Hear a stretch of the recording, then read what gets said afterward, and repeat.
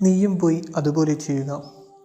യേശുവിൽ സ്നേഹം നിറഞ്ഞ സഹോദരങ്ങളെ, വിശുദ്ധ ലൂക്ക അറിയിച്ച സുവിശേഷം 10-ാം അധ്യായം 37-ാം വാക്യം ഇപ്രകാരം പറയുന്നു: നീയും പോയി അതുപോലെ ചെയ്യുക.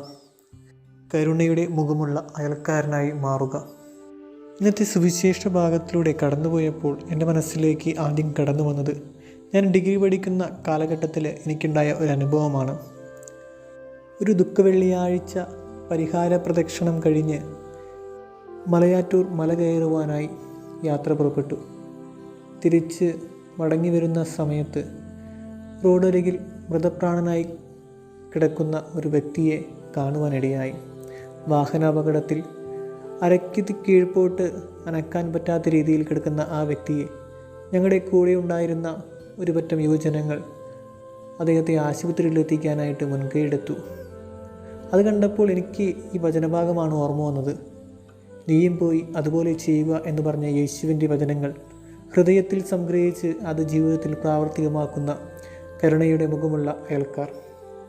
ഇന്നത്തെ സുവിശേഷ ഭാഗത്തിൽ നിയമജ്ഞൻ വന്ന് യേശുവിനോട് ചോദിക്കുന്നുണ്ട്, നിത്യജീവൻ അവകാശമാക്കാൻ ഞാൻ എന്ത് ചെയ്യണമെന്ന്. അവൻ്റെ ഉള്ളിലെ ഒരു ചെറിയ നന്മയാണ് എനിക്ക് കാണുവാനായിട്ട് സാധിച്ചത്. നിയമങ്ങൾ അറിയാമെങ്കിലും പലപ്പോഴും നമുക്കും നിത്യജീവൻ നേടാൻ എന്ത് ചെയ്യണമെന്ന് അറിയാതെ പോകാറുണ്ട്. ആ അറിവുകേട് മനസ്സിലാക്കി അവൻ യേശുവിൻ്റെ അടുക്കിലേക്ക് കടന്നു വരികയാണ് നിത്യജീവൻ നേടുവാനുള്ള ആഗ്രഹത്തോടെ. അങ്ങനെ യേശുനാഥൻ നൽകുന്ന മറുപടിയും അവൻ മനസ്സിലാക്കി കൂടുതൽ ആഴങ്ങളിലേക്ക് ഇറങ്ങിച്ചെല്ലാൻ അവൻ ആഗ്രഹിക്കുകയാണ്, അയൽക്കാരനെ തേടിയുള്ള യാത്രയിലേക്ക്. അതിൽ നിന്ന് യേശു നൽകുന്ന മറുപടി ഇപ്രകാരമാണ്: ആ മൂവരിൽ ആരാണ് ആ മനുഷ്യന്, മൃതപ്രാണനായ ആ മനുഷ്യന് അയൽക്കാരനായി വർത്തിച്ചത്? കരുണയുടെ മുഖമുള്ളവനാണെന്ന് അവൻ തിരിച്ച് മറുപടി പറയുകയാണ്. അപ്പോൾ യേശു പറഞ്ഞു, നീയും പോയി അതുപോലെ ചെയ്യുക. കരുണയുടെ മുഖമുള്ള അയൽക്കാരനായി മാറുക. നമുക്കും അയൽക്കാരനെ തേടിയുള്ള യാത്രയെ അവസാനിപ്പിക്കാം. കരുണയുടെ മുഖമുള്ള അയൽക്കാരനാകുവാനായിട്ട് പരിശ്രമിക്കാം. അങ്ങനെയാകുമ്പോൾ നമ്മുടെ മുൻപിൽ വരുന്നവരെല്ലാം നമ്മുടെ അയൽക്കാരായി മാറും. നമ്മുടെ മുൻപിൽ വരുന്നവർക്കെല്ലാം നമ്മിൽ നിന്ന് കരുണയുടെ മുഖം കണ്ട് സന്തോഷത്തിന് ഇടയാക്കും.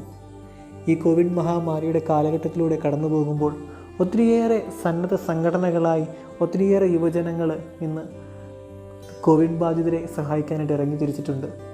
അവരെയൊക്കെ നന്ദിയോടെ ഓർക്കാം. അവരുടെയൊക്കെ മുഖങ്ങളാണ് ഈ പറഞ്ഞ കരുണയുടെ അയൽക്കാരൻ്റെ മുഖം. അവർക്ക് വേണ്ടി നമുക്ക് പ്രാർത്ഥിക്കാം. അങ്ങനെയാകുമ്പോൾ നമുക്കും കരുണയുടെ മുഖമുള്ളവരായി മാറുവാനായിട്ട് സാധിക്കും.